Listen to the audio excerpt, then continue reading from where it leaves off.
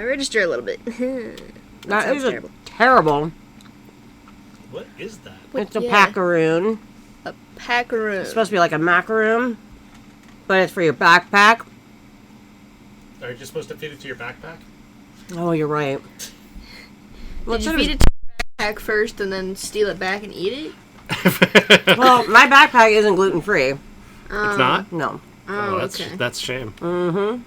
I would have thought it would be. You know, I thought you shared traits With your backpack. Yeah, I thought everybody was supposed to share traits with their backpack. No. Oh, Not me. Maybe I need. Okay. It's just you. Okay. It's just you. Am I supposed to or am I not supposed to? I don't think you're supposed to. I think you think you're supposed to. Oh man, maybe I need to rethink my backpack. I'm telling you. I'm telling you. You got the wrong backpack. Mm-hmm. Do you have a name for your Fucking backpack? hell. God damn it. It's the Flash because it's got the Flash on it. Nice. Sort of. It's got the Flash's thing on it. down. Come on. Get down. Come on. You can go outside. Symbol. Cat's going outside because he's kind of a pain in the ass. Mm-hmm. And so is the dog. Dog, the But biggest he'd run pain in the away ass. if he Stop. went outside. Yeah, he wouldn't be like that if you didn't always call him that every time you're here. You're a pain in the ass. He has dementia. He'll never know. He'll forget in about 10 minutes. Aw. My poor boy. Said to Amy last night, he was going nuts, and I said, "Oh, I think he's sundowning." Yeah. Don't say that to me. Oh God. How terrible. God damn it. It's dark but funny. Gonna break Amy's heart there. Mm-hmm. What? Every night you get a new dog. Sometimes it's sweet, sometimes it's terrible. Are we quite done? God. Damn it. Terrible. On the count of podcast, welcome to the... Are you eating? For fuck's sake. I'm having a packaroon. You're eating on the podcast. You're What eating weird packaroons. What the hell is a packaroon? It's a macaroon for your backpack.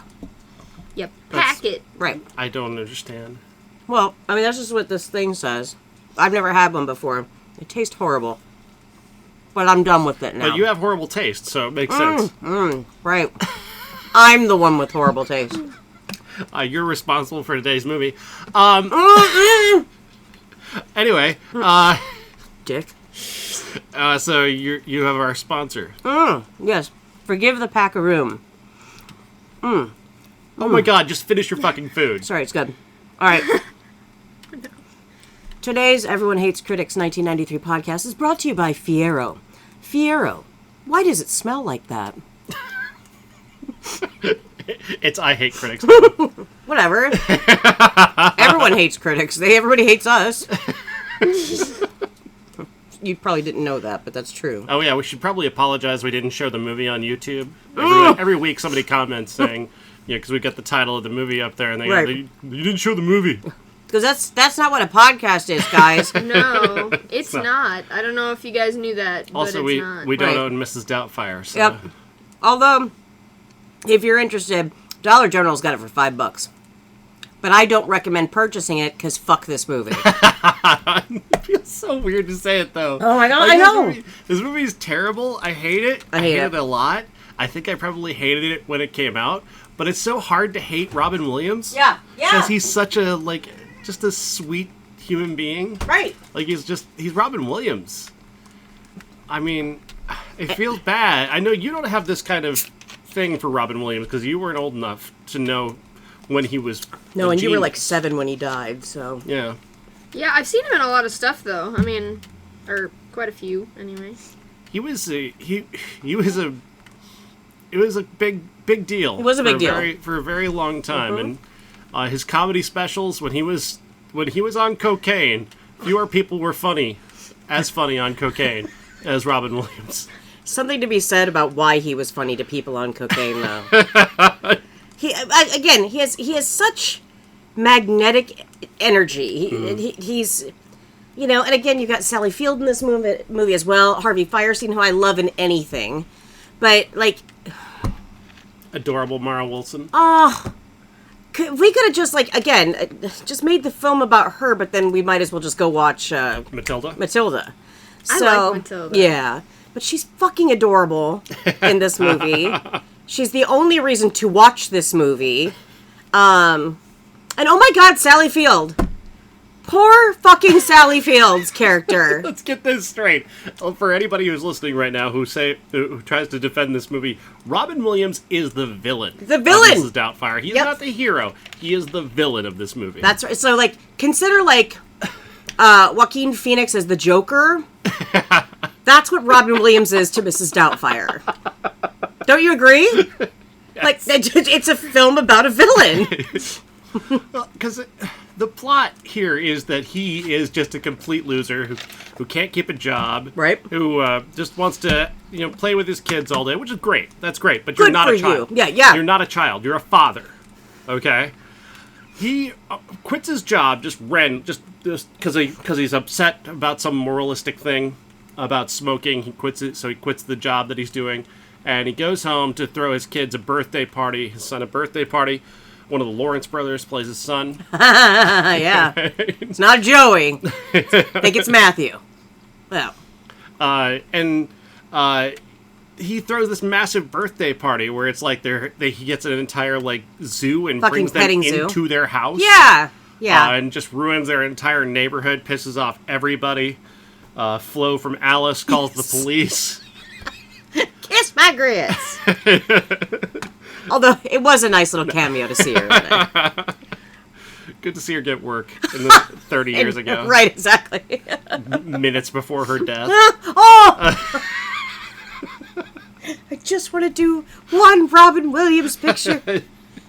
Then you can kill me. His wife comes home because she's been called by this neighbor to say what her idiot husband is doing now. Mm-hmm. And we're supposed to be on his side. He's ruining their house. Yeah. He's got fucking farm animals in the house. He's dancing on their kitchen, on their living, on their dining room table with the kids. Although to House of Pain, yeah, that was good. I love that song.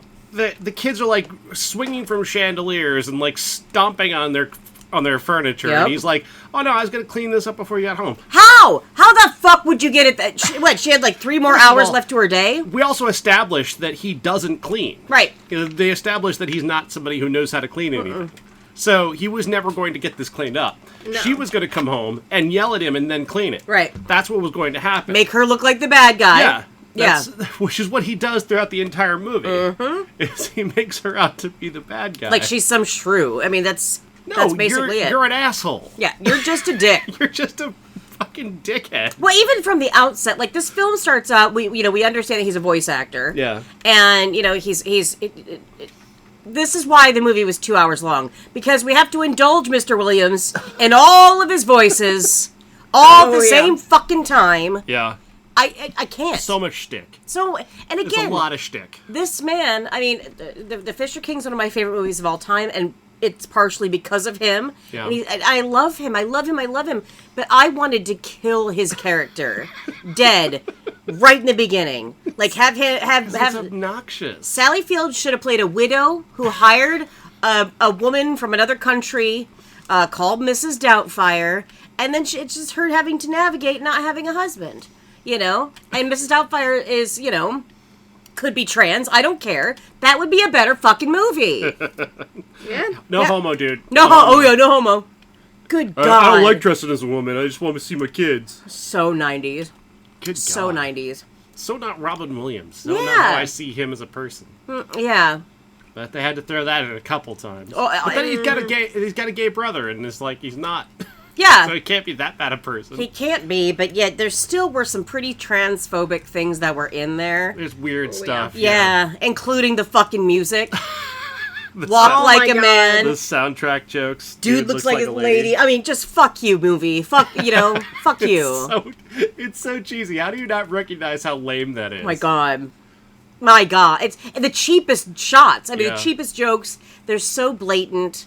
But then again, 90s was never about subtlety, was it? It was No. just about over-the-top ideas and big personalities like Robin Williams, which could work in a certain setting.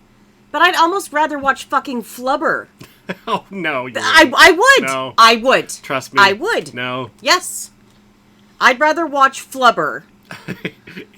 Flubber is so much worse. I don't know, is it? It's so. I mean, this is terrible. But like trying to like, Patch Adams is his worst. Let's get that clear. I Patch don't- Adams. You is really the think worst. it's his worst? It's the worst thing he's ever done. I've seen it and I didn't hate it as much as everybody else hated it. Wow.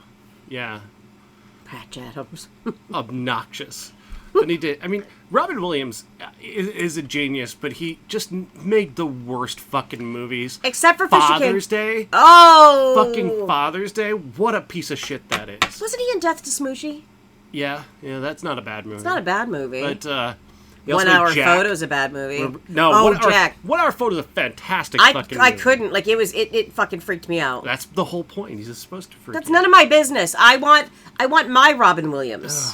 Then he did like, so he saw like Benigni do Life is Beautiful, so he decided to What do Dreams May his own Come. Life is Beautiful. No, Jacob the Liar.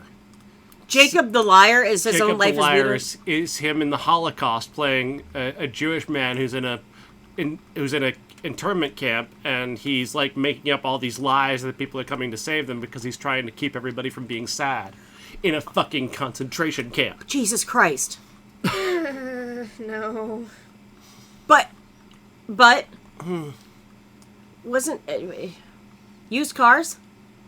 Wasn't he in that one? No, that was Kurt Russell. Okay, so what was the one where he was... No, Club Med. He was working at... Yeah, something like that. He was working at Club Med or something. Club Paradise? Club Paradise. However, The World According to Garp, I fucking love that movie. Good Morning Vietnam's not bad. Yeah. Dead Poet Society? Yeah. Very toned down. I mean, in Good Will Hunting, you deserve the Academy Award that Yes. Yes, agreed. you got. It's not your fault. Fuck off. It's not your fault. Shut up, man. Hey, it's not your fault. You listening. It's not your fault. I like to turn it around to the Paul Rudd and go, hey, look at us. It's not your fault. Throw that in there. So, okay, obviously, we've established he did some amazing work. I think his stand-up, especially the early 80s. Fuck Mork and Mindy, though. My God, fuck that show so hard. Shazbot. Oh, my God, stop it. Poor Pam Dauber, No what were idea you what that doing? means. You have no clue what that means. No, I do not. And from what it is, it doesn't seem I want to. Nanu. You ever heard that one? Maybe? Does it trigger you at all? No. I used so to I probably have. I used to say that to you when you were really little a lot. You said Nanu? No, but I thought that'd be kind of funny to like plant that in your head. It's like now I can't hear nanu now because I swear my aunt told me that 1,000 times. You're destabilizing their memory. Oh, no. I already think I'm going crazy enough. I don't need more. That's true. But anyway, this movie was just not one of the movies, even though it was wildly successful, wildly popular. People to this day is like, oh, remember Mrs. Doubtfire? What a cute fucking movie. They're a $400 million movie. I can't. And then I have to look at Pierce Brosnan, who I cannot fucking stand in anything I see him in. Why? I think I'm like one of the only people that feels that way about him. As far as I know, I've never heard anybody have this much hate for Pierce Brosnan. He has that oily quality to him, let's say. So like, when they're at the pool in this movie and he's got some chest hair, but mostly it just looks like if you just wiped your finger down, like some color would come off, like he self-tans, but like with bronzer. I don't like him. And I don't like his accent. I think it's weak and derivative. It was kind of weird in this. Yeah. Like, it didn't really feel natural. And sometimes it was there, other times it wasn't all there. Yeah. He is English. It doesn't That's sound weird. like No, it really doesn't. God, if I were English, you fucking, I'm going full Cockney. Like, fuck you. I don't care if I'm posh. I'm going the full 9. I want everybody to know. That wasn't a put I on. love doing British accents. There you go. But it's like, I swear to God, it just But sounded really He weak. comes in as the guy who he knew Sally Field's character younger. And he comes in and he just charms her, and he's just sweet to her, and he's sweet to her kids. Yeah. And Robin Williams is like, fuck this guy. Yeah. Fuck this guy. I Okay, hate him. first we need to also say what we said from moment one in this film. Robin Williams' character is so fucking toxic. He's just a toxic human being from minute one. He's the only he can be happy. Right. Only it's all on his terms. And it tries to establish him being like the world's greatest dad. Like, I just want to be with my kids and stuff. No, dude, you're fucking crazy. You're crazy. Some people are lucky to get to see their kids once a week. You know what? Just suck it up, Buttercup. Well, here's the thing. But that once he becomes this character, Mrs. Doubtfire. For people who don't know the movie, he becomes this lucky. character, Mrs. Doubtfire. He finds out that his soon-to-be ex-wife, Sally Field, is going to hire somebody to care for their kids instead of having him do it because Right. he's a fucking asshole. She's gonna hire this person, so he changes the phone number on her ad secretly, and then he's got to do shtick. Yeah. Of course, we have to pause the movie so Robin can do shticks, so he can call her up and pretend to be various different characters who would be terrible at nannies. Why he needs to do this, I don't know. Yeah. You just call as Mrs. Doubtfire and get the job. Please, Yeah, just get literally. it fucking over Just with. get that- but no, Robin's got to do fucking shtick. And it's borderline harassment is what it is. It really is. It's so gross. And then there's so much. It's mean. It is. It's not mean-spirited. necessary. No. It's racist. Oh, Yeah. it's, You know. Yeah. I mean, I'm sorry. Say I what you don't will, work but with the boy children. I used to be one. yeah. Why was that Oh my fucking God. funny? What's the joke, dude? What's the joke? Jesus I Christ. mean, truly. There is no joke there. That's like not even remotely. And then her Funny. response to that was gross too. Oh, then she slams the phone down. Mm. It's like, oh, okay. Well, I I see tolerance is not your thing either. Fine, fucking dumbass. I don't know.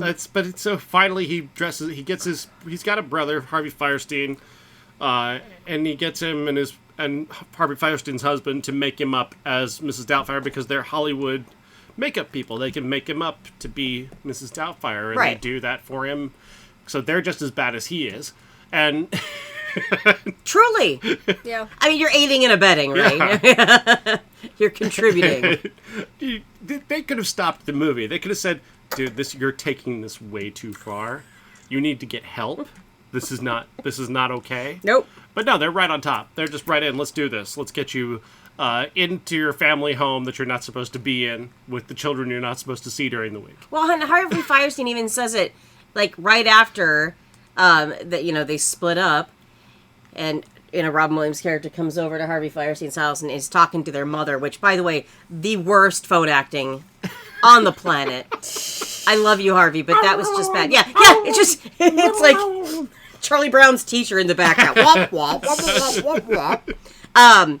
And he even says, like, Harvey Firestein's character, his brother in the film, comes out and says, I don't think he's in touch with reality right now, basically. Like, he's definitely in denial, which should have been a red flag to say, Yeah. we're not going to help you, you know. Yeah, we're not going to help you sneak back into your home and gaslight your family. Oh.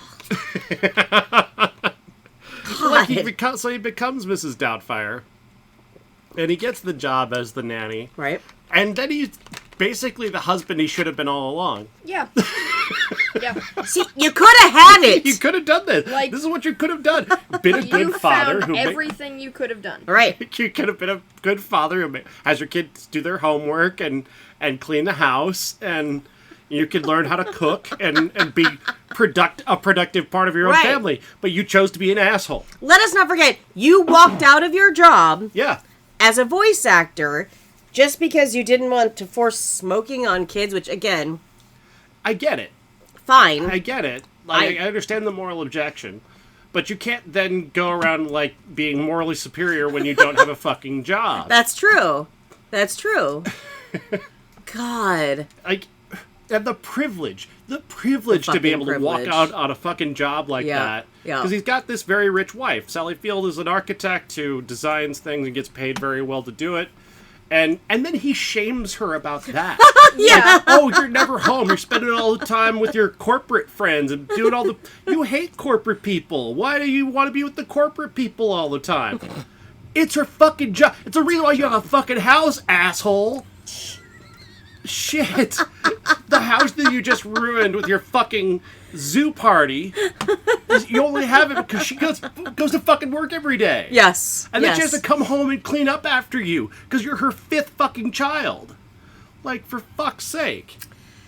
Well, and not only that, what I think one of the things that I hated the most was, again, I don't like Pierce Brosnan, but like these little things that Mrs. Doubtfire would say to him that were so uncalled for, so fucking needless. You're Yeah. just a dick. You're just an asshole. Straight Seriously. Yeah. up. Right? Pierce Brosnan so hasn't done annoying. anything Oh. wrong. Yeah. Say what you will about the character, like, moving in on the family and what... He's not done anything. No, he's just being nice, and he doesn't, like, if he knew that you were, well, first, if he knew you were dressing up as Mrs. He He'd would probably, probably call that out and go, you're... you're fucking crazy. Yeah. And the conversation that he has with Miranda, Sally Field's character, that they're sitting down at the dinner table, and Mrs. Doubtfire is saying, hey, why don't you talk about your ex-husband? Surely he was at least like good in bed and like just stuff like that. I think seriously? What Seriously. I think that's where you finally is like, let's just turn it off. I think we got to that point. Unnecessary. We just can't take this anymore. It's so bad. So bad. There's just... There isn't a laugh until, like, I think Sally Field says something, like... She says something about how the world is better without Daniel. Yeah. Robin Williams' character. It's like... Sucks to it's suck, better dude. around here I without know. him around. I'm actually really happy for the first time in The 14 kids are healthy, years. like, Right. Hey, maybe that's the lesson, Daniel. Right. That if you had actually been a good husband who was an actual partner to your wife and like a father to your children instead of trying to be their best friend all the time, maybe you could still have this family. Right. Maybe. You're perfectly capable of it, clearly, because you became a different person you fucking dressed up like fucking Mrs. Doubtfire to become the perfect fucking husband. God So damn clearly it. he was capable of doing all this shit. Right. I just don't want to. It was until he was forced to. Yeah. Which I love a forced father. I think that's great. Yeah. There's like when you talk about toxicity, like it's that nice guy culture. It's like, well, I was so nice. Why don't women love me? Ooh, it is that nice. Yeah. Like, that's, I guarantee you, that, Daniel's character would be texting people right now and going like, well, I'm a really good, see, you missed out because I'm a really good guy. Yeah. No, I dodged a fucking bullet. Listen, you fucking bitch. I'm a real nice Yeah, guy. you dumb cunt. My mom says I'm the nicest, happiest baby boy she's ever seen. Not my little man, no. What? I'm in my 40s and you have to clean up after me. That's how this works. What's the problem? What's the problem? I married you to be my new mommy. You have to clean and cook for me. Change my diaper. And I get to play with the kids all day. And then everybody who sees the movie thinks, what a great dad. What a great dad. And yeah, it's like, yeah, the know, mom's he's always always the there. killjoy, you know? Ah. Totally ruining everything. But see, what's sad about that is like our mom, would watch that movie and go, oh, see, he just wants to be with his kids. I'm like, no, basically, Mom, he's saying that you're a bitch and dads rule. Gaslighting an entire generation of women. Exactly. Boomers, listen, Yep. boomer ladies, you don't have to be like You this. don't have to be like You that. never had to be like this. Not necessary. We're sorry that they made you feel like you needed to be this way. Your shitty husbands who just lied to you all these years. Fucking worthless husbands. It's great. It's so great. God. Oh, MJ, what was your favorite scene? Oh, God. all of them. What about that brilliant setup where he has to pretend to be Mrs. Doubtfire and pretend to be himself. That is My like least favorite trope There in it is. every single universe. that's a Ross Geller syndrome. That's I Love Lucy syndrome. That is we know you're gonna fuck up, and something bad's gonna happen, and then it's gonna make us all uncomfortable. But we're supposed to be laughing. It's supposed to be really funny. It's not fucking funny. It's not. It gives me anxiety. Yeah. Yeah. I hated shit like that. Oh my god, I hated shit like that. And then they do that again for the ending of the movie, too. Right. Yep. Like the final act turns on him going to a restaurant to have a meeting for work and be Mrs. Doubtfire at Sally Field's birthday party. Yep. And so he's running across the restaurant from one end of the restaurant to the other, pulling off his makeup, putting his makeup back on, pulling on his dress, putting his dress back on, walking out with he's got the hair on still, and he forgets that he's still got the hair on, so he's got to pull the hair off. It's trash. This movie shouldn't have been made. No. And, I still don't know why she wanted him, or her, at her birthday party. She's fine with the kids, but literally, like... Yeah, they dressed it so up like mean. like they were like really close all of a sudden. It's like, no, you have to be at my birthday party. You're so important You're to this part of the family. family. Yeah, what? Like, when did she become part of the family, basically slut-shaming you? Like, dude! The whole dress thing. Yeah. That pissed me off. It's like, it's he wanted her to wear something that's like completely formal all the way up to her fucking neck. She wanted to wear something sexy to make, heaven forbid a woman of a certain age feel sexy and go out on a date with Pierce Brosnan. But still, I mean, I get it. I don't, but I mean, whatever. She just wanted to look good. Yeah. Heaven forbid.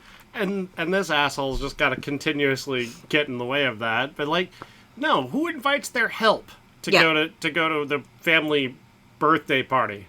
Yep. And not just invites them, insists you have to be there. You have to be there. Like, first of all, don't you think maybe your help might have their own life? That was the first thought. It's like, what if I had... I mean, obviously they don't, because this is all gaslighting a family, but like a fucking psychopath. Yeah. But how does... maybe Right. Mrs. Doubtfire had family in from Scotland. Something. Some- Something. He could have come up with something, but... Yeah. But then, how do you further the plot? Yeah. How do you fuck shit up in a movie in the third yeah. act? How do you... Yeah. You got to reveal him as Mrs. Doubtfire, and then give a happy ending to everybody because Mrs. Doubtfire is the character that he's going to play in a TV show that he gets from being a fucking creep. Such a great message. Such a great Yeah. thing. Yeah. Loved this so much. So this is a beloved family film. Oh, of course. Do you know how Robin Williams tested this character to make sure that he could pull off Mrs. Doubtfire without getting caught? According to a biography written about Robin Williams, he tested out the believability of Mrs. Doubtfire by, during filming, he went to an adult bookstore and made a purchase, and no one recognized him. In that garb. Yeah. That's probably why I felt uncomfortable looking at her. And again, not like that, but again, this is 1993. Let's face it. All of those prosthetics, if Sally Field, standing right next to him, couldn't tell that was Robin Williams, I have a hard time believing that anyone would ever, you can see it. It's cushiony. It's spongy on the face. It crepes in spots where no face would naturally crepe. It's unbelievable is what I'm saying. Mm-hmm. And also the creepy bus driver. Oh, why was that necessary? It wasn't. We didn't deserve that. That was none of our He should business. have ended up with the creepy bus driver. Now that would have been an entirely different film, and I'm here for it. Wow. He does love a natural woman. I'm sorry. I just after Donut Daddy last night, and then you saying shit like that. I can't. Cody Ko. Remind me to show you some Donut Daddy. Oh, God. I'm terrified. You should be. You fucking should be. God damn it. The producers fired the original screenwriter because they had an unhappy ending where the parents don't get back together. And after several rewrites with a different happy ending, they realized that the original ending was in fact better. So is the happy ending that he got back was... No, fuck that. That's what the producers wanted. That's what the producers of the film wanted. The screenwriter wrote it that they don't get back together because, yeah, of course they don't. No. That's the one good They would decision the not. screenwriter made. Well, the screenwriter is not entirely at fault here. Yes, it's a bad premise. Yeah. But they're not entirely at fault because Robin basically just improvised like 90% of this performance. Oh, totally. Totally. To the point where Chris Columbus has said that he has 50 hours of footage that he hopes to turn into a documentary about the making of Mrs. Doubtfire. How exhausting would that have been? 50 hours of Robin doing shit, There right? are 50 hours that aren't in this movie. First of all, this movie, tops out at 2 hours? 6 Needlessly minutes. tops out at 2 Yeah, hours. 2 hours and 6 minutes. Look, 6 minutes. 50 hours of this, 52 overall. right? He must have been I swear to God, had to take 3 years off to not do anything after that. That would be so fucking exhausting. I'm exhausted thinking about I it. didn't know this. I'm just checking out the IMDb trivia. Full credit to them. This was not the first time that Robin had played Mrs. Doubtfire. He actually played Mrs. Doubtfire and invented the character at an Andy Kaufman show at Carnegie Hall. No shit. No shit. Well, You imagine the level of shtick. Just imagine that level of shtick. it just makes you want to take a nap. Even Fuzzy says, I'm so to the point right now where I just want to rest. It's I don't want to do anything after this. It's family time right now. This is more. That's more family? No, it's a lot to deal with, so I have to deal with it. Yeah, so... I don't know. I'm just trying to, prolong the conversation. We don't have to. Nothing says we have to. We can take a big digression and just fuck off with this movie. Because I don't recommend this movie. I wouldn't tell anybody to watch this movie. I will fight physically. I will throw hands at anyone who says that this is their favorite movie. Because I don't believe you. I don't know if this is true, but this is interesting, at least to me, because I like these actors. There was one other actor who was up for the role that Mara Wilson got, and it's a well-known actor.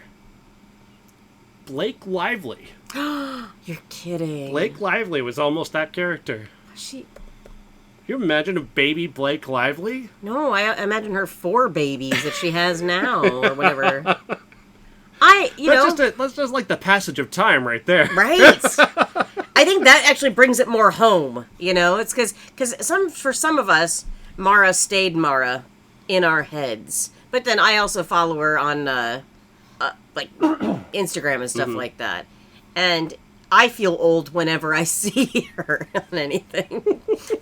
I remember when you were little and I was 17 when this movie came out. God. Oh my God. Yeah. Mrs. Doubtfire is quietly singing The Crying Game as she walks up to Stu's Mercedes. Fuck that movie. Not The Crying Game. The Crying Game's beautiful. Fuck Mrs. Doubtfire. What? So as he's walking up to pull the thing off, he was mumbling something. We didn't quite we didn't make it out at all. Didn't sound anything like He was singing The Game. Crying Game, which is about a trans woman. Right. Uh, Boy George sang it. yeah.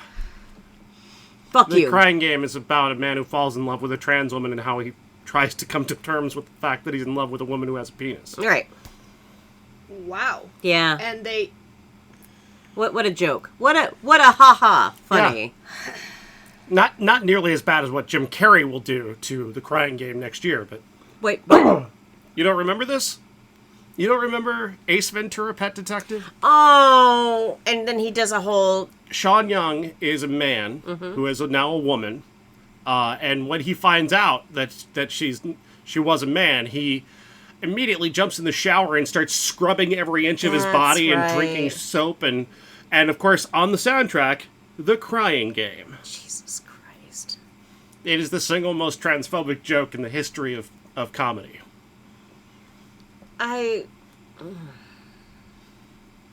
Well, first of all, Ace Ventura, Pet Detective, Yeah. is one of the dumbest fucking It's movies a on the fucking planet. piece of crap. And I don't give a shit. And again, I will throw hands with you if you disagree with me. I don't fucking care. Make it. It's like telling me that Billy Madison is like cinematic gold. Fuck that Fuck movie, you. Fuck all that shit. I have no time for that.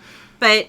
And I like Jim Carrey. I really do. I think he's a fantastic Maybe artist he and regrets actor. it now. Hopefully, I hope he regrets it now. does. But like, that's not fucking cool.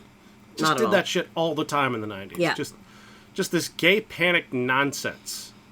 It was so much of it. So much of it in the 90s, yeah. Like, it was constant. God. And that you think it's harmless. I know you're sitting there, and they probably be, oh, it's harmless jokes. It's not harmless. That has an impact on people. That That's- carries forward. It's the reason why we have so many closeted people to this day, you know? And why people are being harassed all the fucking time, because they're taught that's how you're supposed to react. So, fuck you. Yeah, Fuck no, you. it's not okay. Yeah. It's almost nearly as bad as this movie. No, just bringing it around and back to the movie. That Jim Carrey's worse than this movie. Yeah. He did, but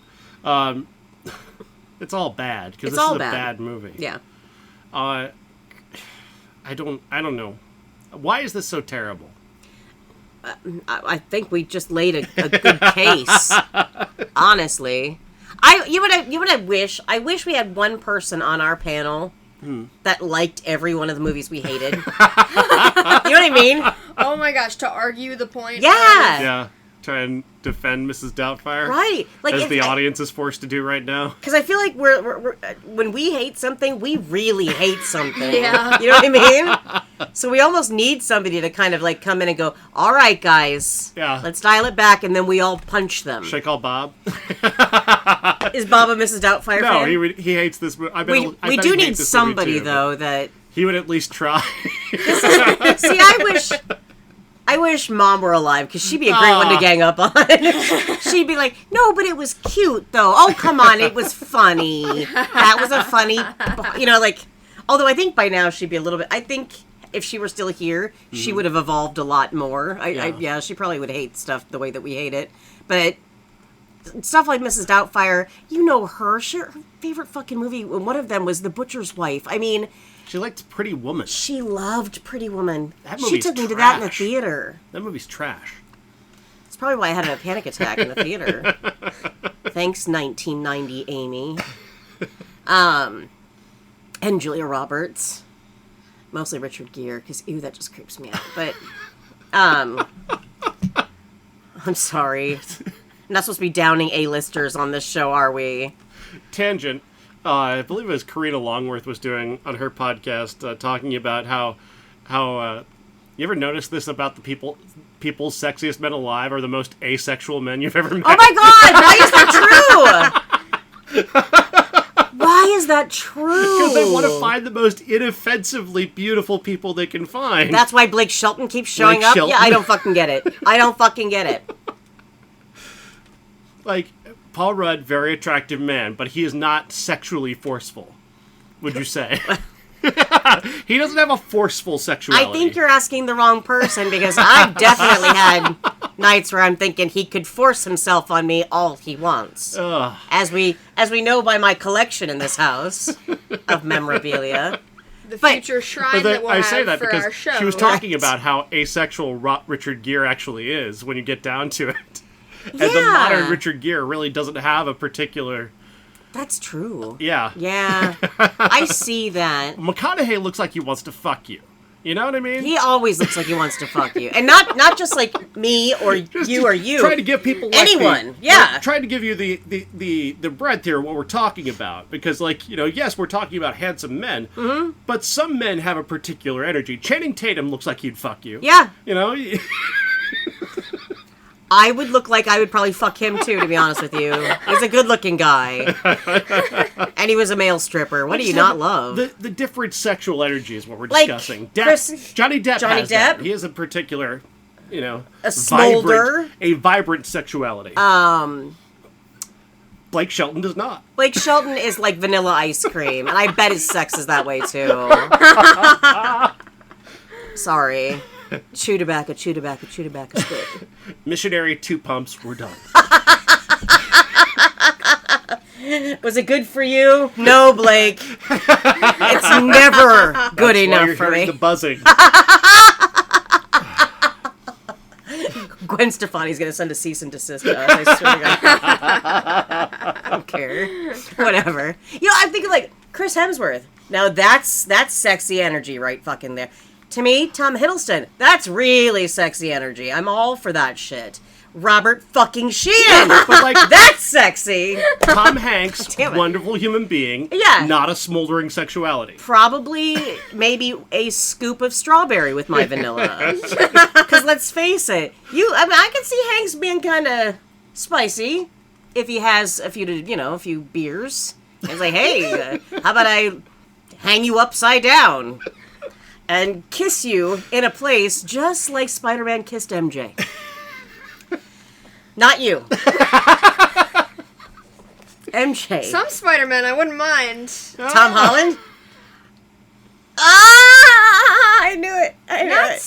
He's an attractive individual. Very attractive individual. I And- would like Zendaya a bit more, though. Yeah. Just gotta say that. See, they're both young enough to be my children, so I really can't comment on that. But I still, No, but I can. You They're definitely both can. hot. You definitely can. That's true. I was trying to come up with a horrific Forrest Gump sex joke, but it's just not coming to me. Sex is like a box of chocolates. You never know what you're gonna get. That's fucking true. Right there. My so dick is like a box of Could you imagine fucking Lieutenant Dan without legs, though? That's an ableist joke. I'm I'm sorry. picturing it in my head, though. Because that could be spicy shit right there. He worked hard. He And fucking did. I'm sure he would. I bet he's got big dick energy. Sinise has that vibe. He does. He's got that vibe. Plus, he was fucking hot when his hair was long. I'm just saying, you know how I feel with men in long hair. I'm a fan. You're always up for I'm always dudes up with for that. long hair. Telling ya. Fucking Gary Oldman and True Fuck. Romance. What the fuck? Still have dreams about that. Jesus Christ. Sure, he's deplorable, but I love him. He also had long hair in Dracula too. So I mean, Oh, come God, on. you find Dracula attractive? Fuck yeah, I do. What the well, fuck, 1992 dude? Gary Oldman Dracula. Yes. Oh my God. What? Yeah. What? Fuck yeah. Yeah. Okay, I gotta see a picture of this. now. Fuck yeah. Show a picture. Here, you want me to bring him up? Get the picture because you're gonna. I'm telling you, it's a no. For you. I bet it is a no, honestly. Well, it's not that, okay? So don't worry about that. He's super pale. Oh wait, that's why Amy likes it. Oh, It's fucking hot. Do you see why I like him though? a little bit. Okay. Yeah. I Sirius. see your thing. What about Sirius Black? Slightly. Pound Town. Pound Town. No. Yes. Sirius Black has dad energy. Yeah, that's. Dead energy? Dad. Yeah. Oh, I was gonna say dead energy. Yeah, He is he's dead. dead. energy. He's definitely dead. In the film, Gary Oldman's still alive, guys. Don't worry. I thought he was hot in Batman, so I mean, I'd take him as the commissioner. Seems like you just really like Gary. I Oldman. really fucking like Gary Oldman. I really do. I don't care. I'll say it to his face. Come to my house, Gary Oldman. Although He'll tell you to your face. I she do likes you. I do. But he also has a gorgeous wife that I follow on Instagram. So it's just in my head, Giselle. It's just in my head. That's all. It's okay. I'm hot, but I'm not going to steal him from you, okay? You're making Jurgen Prook now jealous. Oh, Jurgen. Oh yeah. You still have my loins. Give them back at some point. I would like them back at some point. God damn it. I'm sorry. He's fucking hot in this picture. What is wrong with you? No. So pretty. No. I love you. It's all no. Gary Oldman. Oh, yeah, I forgot about that. Anyway, Keanu Might need Reeves to is in leave that her movie. alone with Keanu that. Okay. Reeves is in that movie, And who was- and she's obsessing over Gary Oldman. who was I in love with at the time Dracula came out? Who did I have movie posters all over my wall of? Mr. Keanu Reeves. But what Keanu did was open the Oldman door Oh my god. Oh, for me to crawl through. And I'm What? crawling because I'm on my knees because Gary Oldman's so fucking hot. That just happened. I'm telling you, you guys, this is why people listen to our podcast. So I suggest we just laugh it up and have a good time, you fuckers. God. You ever have a crush on Robin Williams? Fuck no. that's He was a very carpeted man. Why? I- It's very hairy. I'm gonna bring up a picture of Robin Williams. Oh, no. Without a shirt. Oh, don't oh do no. this. Oh Don't no. do it. Don't do it. Oh, we're doing it. Robin, This is not a video podcast. Williams You count hair. yourself lucky. hairy arms, hairy chest. There it is. Oh god. Now, if that's hairy, you can imagine what the rest is. Oh my god. Ooh, ooh, ooh. It won't, like, it actually has, like, things where I have to click on it.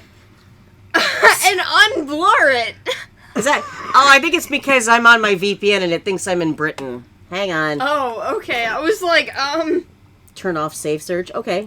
oh, you have to turn off safe search to bring up his chest Yes. hair. Look it! Oh. Look it! Ah! My eyes. My eyes. My eyes. My eyes! My eyes! Phoebe just. Yeah. No, they're doing it. Wow, actually, it's odd because John Ritter is a hairy man, too. I was not aware of that. It just brought up an entire page of lots of hairy men.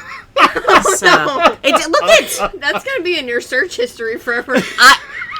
I am going to make this my computer home screen. Just this. God. Fetish unlocked. She's really into hair. On his nipples. My favorite quote. This better not awaken anything in me.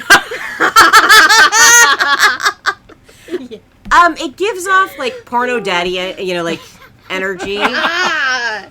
And I prefer men that don't have any hair on their chest, but are old enough to mess around. That's all I'm Very saying. smooth. Very smooth. Very smooth. Preferably Asian. Oh, ew! That sounds like a fetish, isn't it? That is. That's like, Yes. a BTS thing. It's gotta be, Oh, right? seriously. Well, Ah. semi, but it's more women. It's a or, dollop no, reference, men. I should say. That's a reference to And the tickled episode of Dollop. we need to stop objectifying men on this podcast. Specifically Asian. Specific or see. Alec Baldwin had a very hairy chest He and was a Married to the hairy Mob. guy. Yeah, that's true. John Travolta. I wish Really? I wish didn't he'd know wear that. more pants. I think he shaved a lot, though. That's true. I think he, yeah. Yeah.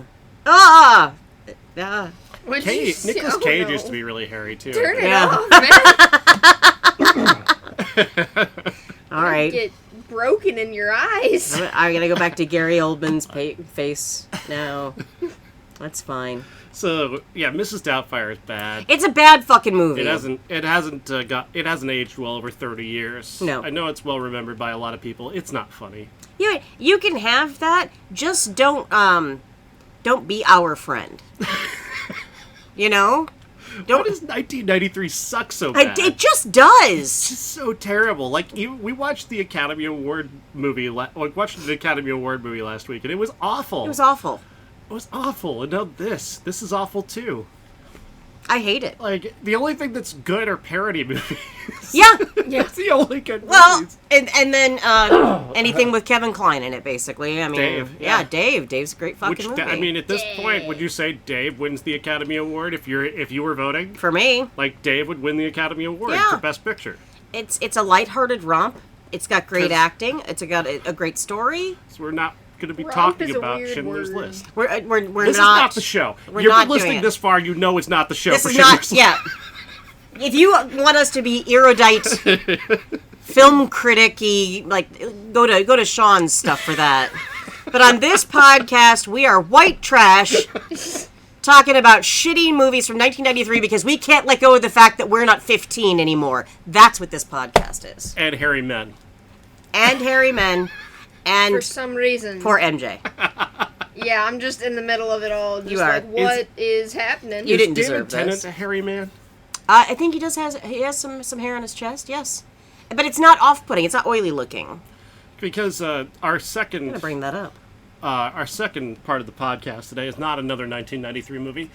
It's a new sequence that we're doing just for the series of Doctor Who episodes that are coming out because we're recording this on the day that the Star Beast dropped. Oh, And we're going to talk about it. So if you don't want to listen to people talk about Doctor Who, go away. yeah. Go. Yeah. Just go. You We're- only came here for Mrs. Doubtfire. Mrs. anyway. Doubtfire sucks. It sucks. There you go.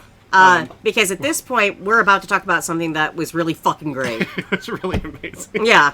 Yeah. I have strong feelings about the Dr. Donna. Me It's too. just she makes me very emotional. Mm-hmm. And seeing the Dr. Donna again was amazing. Amazing. And I thought, you know what? Yeah, this is the only way this can go. And then they found another way to go with it. And when it hit me, what they were doing, You were out. I looked at all three. It All was- three of us were just streaming tears. Yeah, yeah. Good Christ. do we get it? Do we want to go into spoilers? I don't I mean, know. by now, people who watched it or want to watch it will have watched it. I went over to Tumblr and there's already a ton of spoilers up. Oh, yeah. There's going to be like... Yeah. If you're on Tumblr, it's going to spoil it for you anyway. Yeah. So is it Beep the Meep? Yeah. And, Arrives on Earth and is taken in by Rose, which is Donna's daughter, which is just, I mean, awesome. so what a wonderful. What's the actress's name? Yasmin Finney. And where did you see her first? I saw her on Heartstopper, and she is absolutely amazing. Yay! She's gorgeous. She's so cool. And the fact that they gave her such an incredible part in this is, I adore that and absolutely love every part of this. Yes. And I do Oh my think god, she's so cool. it's important to point out that this is a young trans woman. Yes. And to be featured so prominently, so kindly, so respectfully, Yes. It- she is... awesome. Ah. Just fucking awesome. Just well fucking done, Doctor Who. Hell yeah, Oh my god. I'm getting teary-eyed just talking about it. it was lovely. Yeah. I mean, it was just lovely. Just the grace notes. Yeah. I mean, the toys. Oh. Give me a break. She makes toys. Rose makes toys, and the secret of that is, and we're getting into spoilers. Yeah. Yeah. So if you don't want I just spoilers... came to this and it's like, Yeah, so if you don't want spoilers, stop here. stop Yeah. here. This is where the spoilers come in for Doctor Who, Yeah. the Star Beast. Yeah. She's been making toys all this time, based off of the memories that she got from her mom when she was born. Right. Well, and to remind people, so the Doctor had to take away Dr. Donna powers because she could not live. One person Couldn't handle all of that because she peered into the TARDIS just like Rose did. Yeah. You know? but two people can. But two people can. And so the reason why we still have lovely Donna Noble in our world is because she gave birth to this daughter who is just phenomenal. And they're both amazing. And you know what?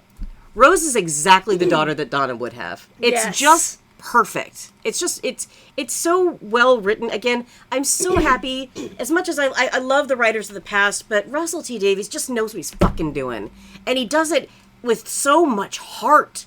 And he just Yes. he wants to like almost strangle you with heart. You know, it's just. So yeah, that's we get to keep Donna in our world. Watching Donna die, though, I thought I can't fucking handle this. Yeah, No, like I mean, that they was basically made it like it was the only way that they could stop the villain, which is Beep the Meep. Yep. Despite being completely adorable early on, I did call that was going to happen. Yeah. Yeah. Well, and think didn't I tell you guys? I thought Yeah. I told you that. Yeah, because in That it was in the comics. Yeah, and it's just. But at the same time, I still want a plushie.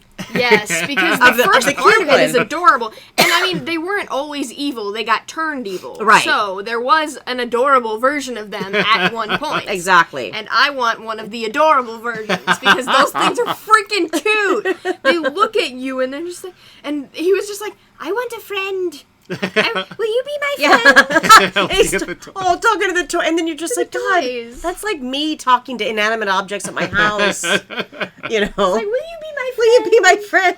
And they don't answer you, so you're like, I guess they won't then. See, I just assume they will. Yeah, I'm just like, yay. Okay. Optimist, pessimist. you've got a rich inner dialogue, don't you? You do. This scene.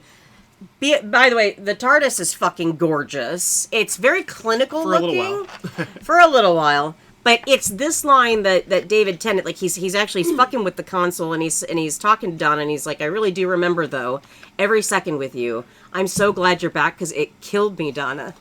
It killed me, it killed me, it killed me. That got me. Oh, yeah. Because that you could see the pain in his face, you know what I mean? Because that was like, that's like platonic soulmate. Absolutely. Best friends. Absolutely. Yeah. And I think easily one of the best Doctor companion duos of all Yeah. time. Of all time. Donna's husband. She was like, They're gonna go off in the TARDIS again to go visit Wilf, which is like again another crying moment. Yeah. Because yes. anytime I think of Wilf, I want to cry. I know, me too. Me And- too.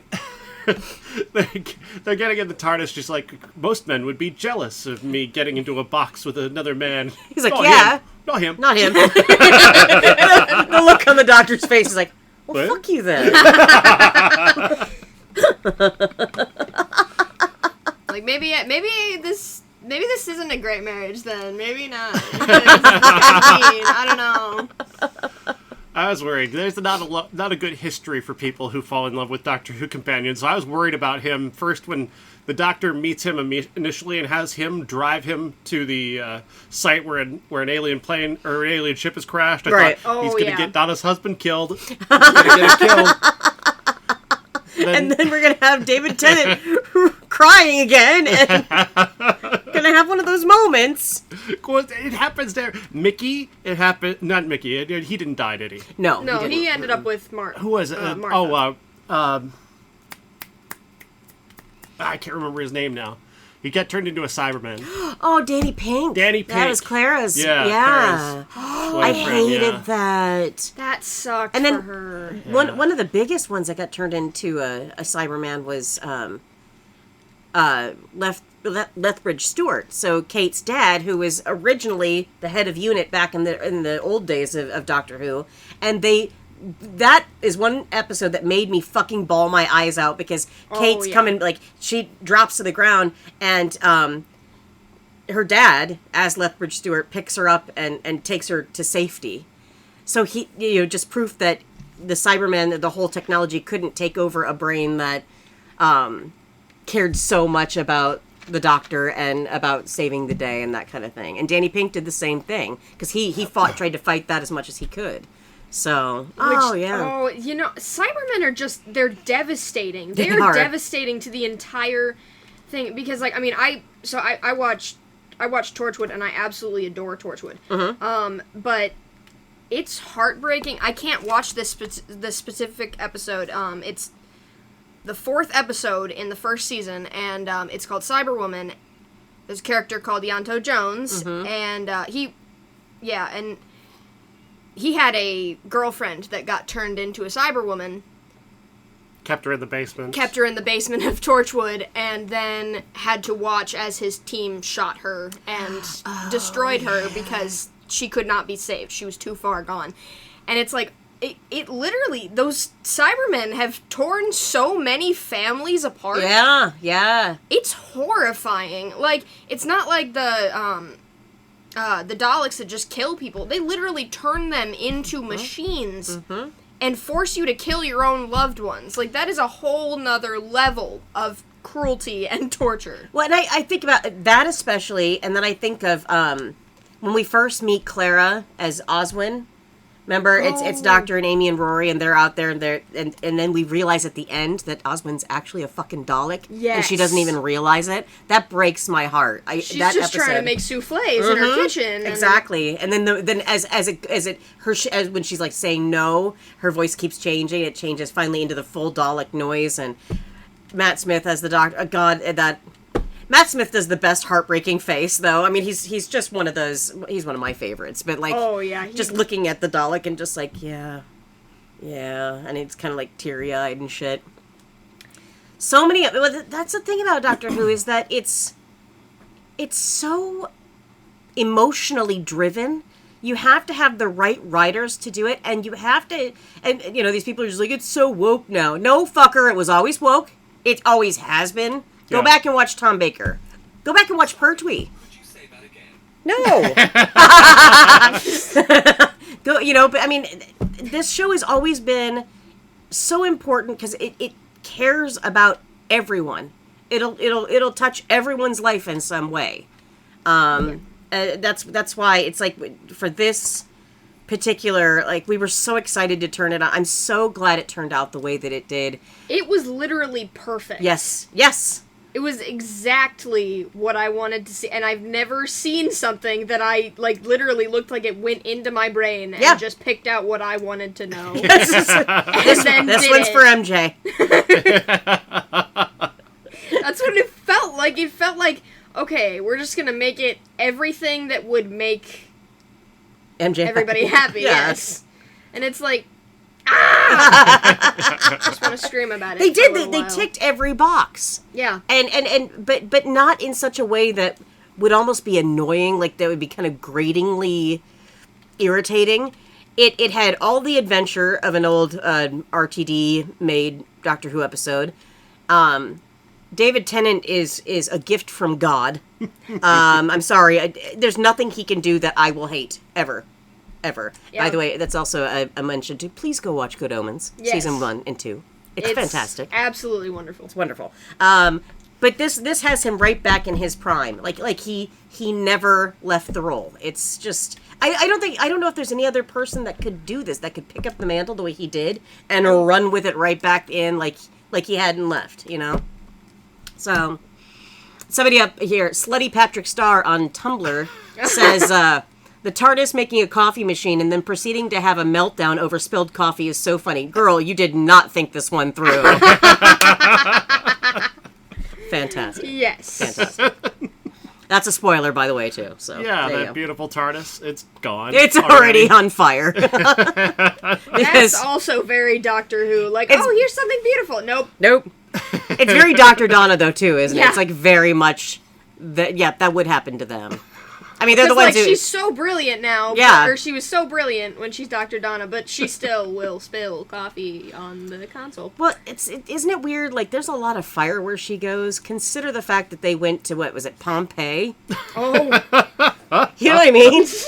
Oh, God, they're foreshadowing she's going to die in a fire. I know! Oh, God. Like, I swear to God, there's... Terrifying. Yeah. And I thought it was just symbolizing her fiery personality. But, yeah. Excellent episode. Cannot fucking wait for the next one. For sure. Yeah. Yeah. We don't know where it's going to go. I have a feeling I know, but at the same time, they've been so beautifully cryptic about it. Is Rose coming back? I don't think so. I think this was the only one. I know. That's heartbreaking. I want more of that. Doctor Who 60th anniversary. So it's just a one-time character? Well, I mean, look, if we see, I don't think so. I was really hoping that when the TARDIS started like disappearing, that she was gonna burst through the door. Yeah, right? I really wanted it to be like a Jack holding on to the side kind of situation, where he's just like, yes, something like. All right, so the Star Beast that premiered today. We've got the Wild Blue Yonder on December 2nd, and then we have The Giggle, which freaks me out already, and that's December 9th. That sounds terrifying. Yep, so it's every Saturday, consecutive Saturday. So yes, you are coming down next Saturday for that. So this is now a Saturday podcast. It's a Saturday podcast. And we About don't Doctor care Who. about Doctor Who. We changed because things got amazing. Because so fuck deal with Mrs. it. Doubtfire. That's why. That's why. Oh, I hate Mrs. Doubtfire so much. Yeah. I'm not gonna miss it. No, You know. get rid of it. Yeah. Burn it Burn it with with fire. fire. Burn it Yeah. with fire. Indeed. Watch Robin Williams stand up. You know? Yeah, Just absolutely. do that. Absolutely. Don't bother with his movies because he makes terrible movies. He made a lot of really bad movies. Watch The Fisher King though, because that's my favorite movie. Good Will Hunting. Watch that. Do that one. Yeah. Don't watch Mrs. Doubtfire. Don't watch Mrs. Doubtfire. It's not worth it. Burn it with fire. And don't watch the documentary that they're making. Please don't. It's 50 hours. Hours. I want nothing to do Could with you that. imagine trying to work with him? Like, I love Robin, but, Yeah. like, could you imagine having to, like, you're trying to do your job and just somebody keeps fucking doing shtick for just endless number of hours? It's like, we could have been done 3 hours ago. Guys, I have a family. I would like to go home at some point. Shazbot! Shit! He ruined another fucking take. Oh, here we go. 50 more hours. Oh. Robin, don't you want to go home? Do I want to go home? I don't know. Some dumb voice he does. I don't know. He goes into Dorothy from Wizard of Oz. There's no place like home. Fuck you. He would. I love you, Robin, but and we miss you, but Yeah. yeah, this movie can fuck right off. He means a lot to me, like Yeah. from my childhood. But, I mean, it's okay to. It's not a condemnation of him as a person. You could. Everybody has multiple. Everyone contains multitudes, and just his multitude was not at the multiplex. That's true. Oh, well said. Put that in your fucking review, Mr. Moneybags. God. Yeah, what you said. Who is the sponsor of this podcast? The sponsor of this podcast is Fiero. Pontiac Fiero. Why does it smell like that in here? That's what you always say anytime you get into a Fiero. Why does it smell like that? You know, one day they really will sponsor us. I'm holding out for that. I though want they- to see that happen. That would be great. It's like, guys, we don't even make Fieros anymore, but we'll sponsor you. It's fine, but we're only going to talk about the Fiero. I'm not. Fuck you, Pontiac. That's all we're talking about. So, yeah. All right. What would you like to do next week? What are our choices? Let's see. There's a horror film called Man's Best Friend. Hate that already. There is Sister Act 2 Back in the Habit. That sounds confusing. I've got constipation. Oh, well, it gets worse. No. Oh no. Wayne's World 2. Oh, no. Yeah, I never want to see Mike Myers again in my life. No. After that So I Married an Axe Murderer bullshit. Oh god. Yeah, but Wayne's World was still funny, though. But Wayne's World 2 Oh, sucked. sucks. It was so bad. You can watch Josh and Sam. What's that? You don't remember Josh and Sam? I feel like me saying, what's that? Answered- Indicates Why do you that maybe. Why do you not remember Josh and Sam? I You don't know, understand. that really popular movie What? from 1993, Josh and Sam. Josh and Sam. It's a not a thing. well-known, beloved, 1993 film. By who? After their parents' divorce, 12-year-old Josh and 7-year-old Sam decide to go on an underage road trip. Sick of being ferried between their distant mother and remarried father, Josh and his brother steal a car and set out for Canada. The runaways' journey gets more interesting when they pick up a drifter named Allison, played by Martha Plimpton. More bizarre yet, Josh has convinced his little brother that he's a strategically altered mutant. We're doing that one. We're doing that one. What was I heard a name that I recognize. Martha Plimpton, who you love, Raising Hope. Yes, Yes. I thought that was her. She's Yeah. awesome. I love Jake her. Gyllenhaal is in this movie? I believe it. He's got to be one of the kids, right? No, he's not. He's just a little dickhead in the movie. He's in the movie. He's not. He's not Josh nor Sam. He is neither Josh nor Sam. Who is Josh and Sam played by? Oh, I don't recognize their names at all. Well, that's great. Someone named Noah Fleiss and a gentleman named Jacob Tierney. Jacob Tierney sounds familiar, though. That sounds vaguely familiar. I'm going to bring that up. Directed by Billy Weber. The Billy Weber. When you say "the," Should I know who that is? Should I? Maybe you should. I don't. I don't fucking know that. How about he's the director of Murder at 1600? We hated that movie, didn't we? You and I saw that in the fucking theater. Yeah. Wow. There's a murder at the president's house, you see. We hated it. It had to be investigated by Wesley Snipes. Oh God, that's why you need to see it. To see if you can forget I it. remember Wesley Boiling Snipes. point. Yeah. And But you don't- I yeah. remember the first 5 minutes, or when they walked into that weird hotel room, and then it just goes blank. Yeah. I think we all blacked out. Yeah. By the way, Jacob Tierney, Letterkenny. That's what he's from. Oh, okay. Yeah. All right. So yeah, let's do that one. I don't know what Letterkenny is. It's a comedy Is it show. funny? Yeah, it's damn funny. Okay. I feel like I've heard of that. Oh, maybe Ian watches it. It's I really think funny. Ian does. Canadian.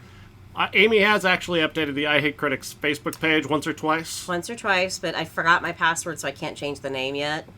So I have Forgot your password. Yeah, but I can still get in there right now. I'm just gonna have to change it. That's all. I just need to get permission to do that first, because I know that if I do that, they're gonna have me change my password to my other Facebook account, which is private because it's for porn. I didn't have to say that last part. I didn't have to, but I did. All I heard was porn. I'm very confused. I am very transparent. Why on are you this always podcast. listening for the word porn? Porn? Yeah, you just dip out and you're like, It's porn? It's like a very strange word to hear right now. That's true. So I'm like, I'm That's looking for valid. strange words. That's valid. Most of the words you say Are strange? Not listening to. Aw. You say- Yeah, that's true. I listen to my aunt when she says porn. All right, look, I gotta go to work. Guys, check us out next week.